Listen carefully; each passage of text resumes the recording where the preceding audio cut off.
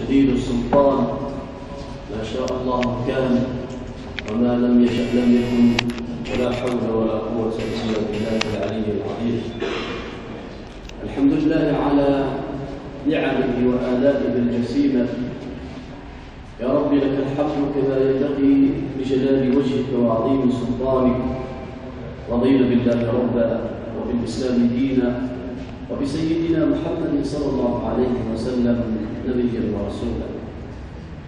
أيها الأحبة الكرام، أيها الآباء، أيتها الأمهات، أيها الإخوة والأخوات، أيها الأبناء والبنات، الملأ الكريم، تحية عطرة ملؤها المودة والرحمة نزفها إلى الحاضرين والحاضرات، فنقول السلام عليكم ورحمة الله تعالى وبركاته. الحقيقة يعجز الكلام أمام هذه الوجوه الخيرة النيرة التي ما فتئت أن تكون في كل سبت لحضور هذه الروحانيات وهذه النشاطات التي نريد من خلالها أن نفعل هذا المجتمع وأن نسبق عليه كلمة المودة، وأن ننشر في هذا المجتمع ثقافة المودة في ظل من ينشر ثقافة البغضاء، وأن ننشر كذلك ثقافة الرحمة باليتامى، الرحمة بالأرامل، الرحمة بالشباب، الرحمة بالأبناء، الرحمة بالبنات، من خلال هذه الجمعية، جمعيتكم جمعية المودة والرحمة.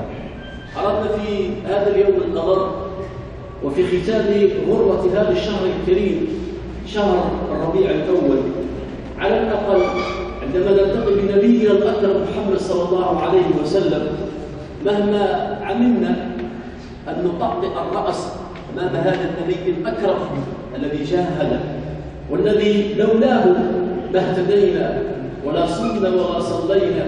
يا رب أنزل السكينة علينا وثبت الأقدام إن لاقينا.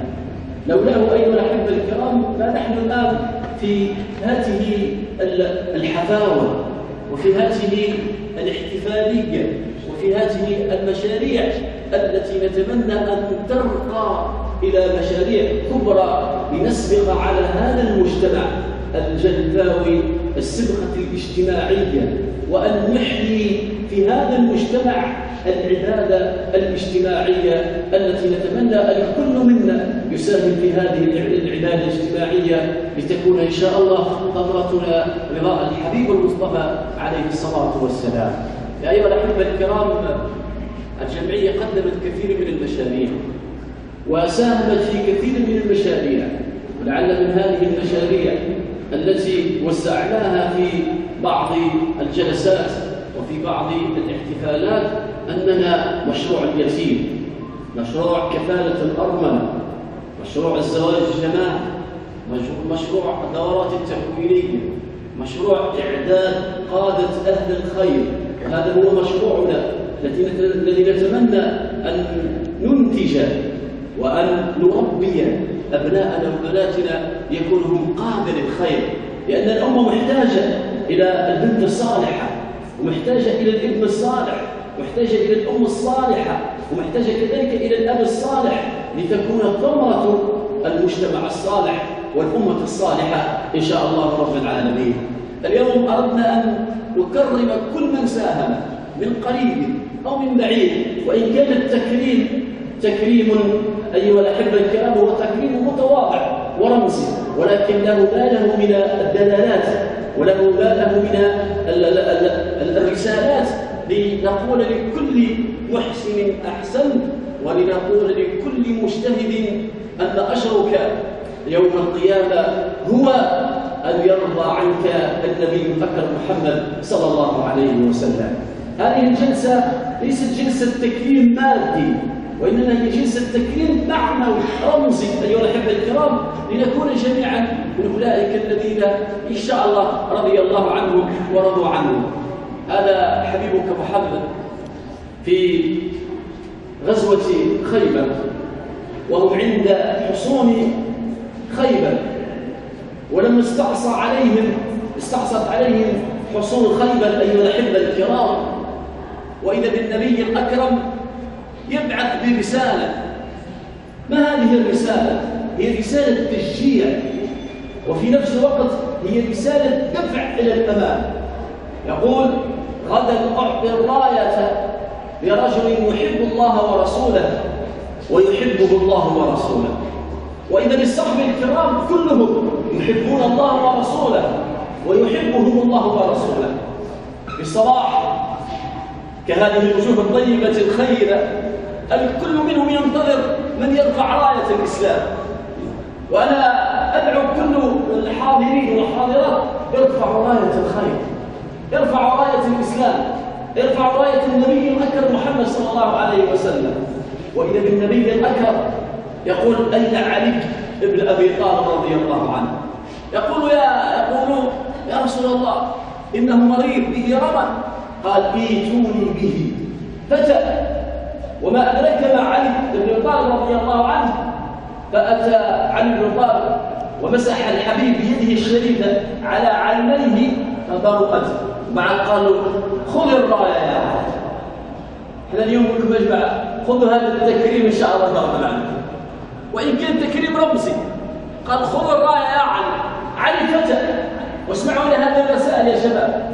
علي فتى وله العطاء والحماسة تاع الشباب. قال: ما تفعل بها يا علي؟ قال: والله لأدركن حصونهم اليوم.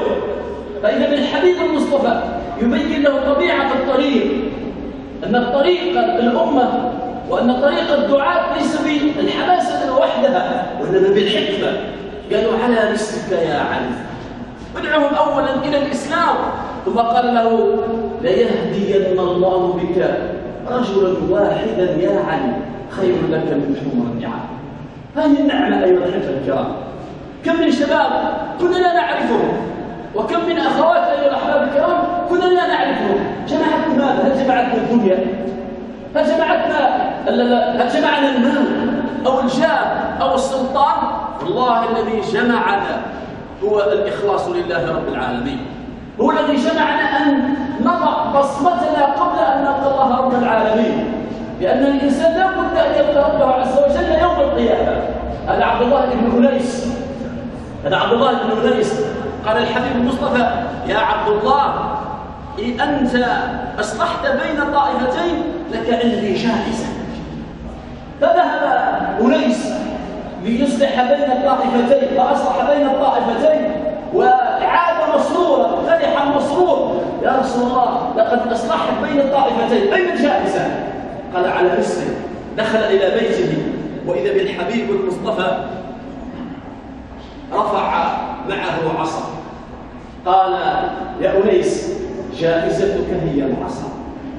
عاش يا رسول الله، أنا ندور على كاش تلفزيون، ولا ندور على كاش عمره، ولا ندور على كاش تعطوا لك هالشيء الشرابيه بهذا. قالوا: هذه العصا يا أنيس تقابلني بها متى؟ يوم القيامة على باب الجنة، على باب الجنة. وإذا بأنيس كانت هذه العصا أيها الأحبة الكرام لا تفارقه حتى عند لحظة خروج الروح. قال: أنا إن مت فادفنوا معي عصا رسول الله لعلي ألقى ربي بها وأدخل إلى الجنة. أيها الأحبة الكرام، نعمة لا تدانيها نعمة.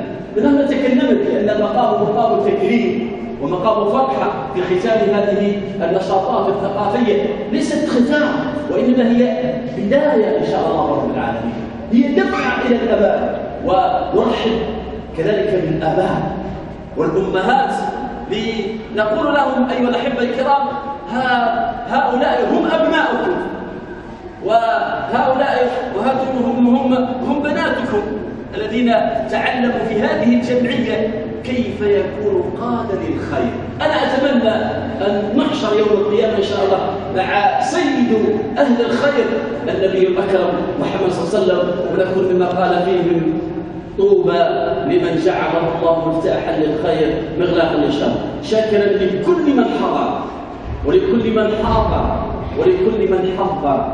شاكر للآباء، للأمهات، للإخوة، للأخوات، للأبناء، للبنات، إلى إذاعتنا الموقرة، إلى كل الصحفيين، كل المراسلين، كل من ساهم، فجزاكم الله خيرا وجعلنا وإياكم إن شاء الله رفقة النبي الأكرم محمد صلى الله عليه وسلم، نشرب من يده الشريفة شربة لا نظمأ بعدها أبدا.